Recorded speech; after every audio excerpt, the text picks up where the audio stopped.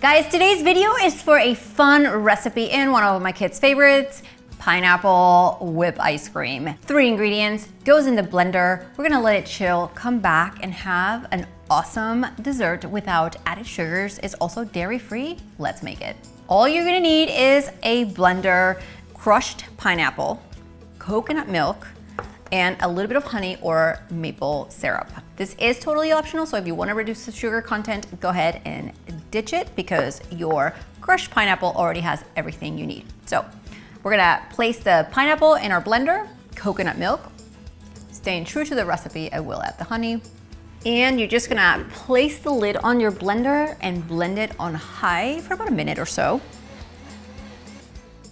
It was that easy. Now, if you have an ice cream machine, you can totally pour it in an ice cream machine, but I want you to be able to make this recipe without one. So I have a loaf pan here that I'm going to use to freeze my mixture and come back in 4 to 6 hours and then scoop it right out. So as you can see, I used crushed pineapple from the can. Now it's really smooth with my coconut milk. It smells so tropical. That's all we need. Let's go to the freezer.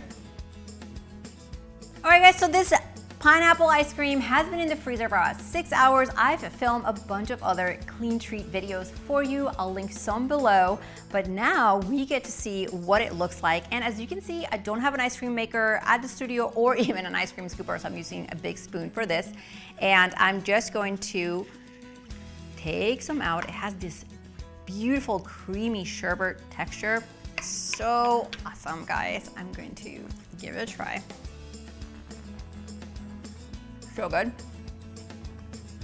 Coconut, pineapple, clean. Make sure you check the links right below this video for all sorts of clean treats. And while you're down there, click that red subscribe button. You and I get to hang out a few times a week. See you soon.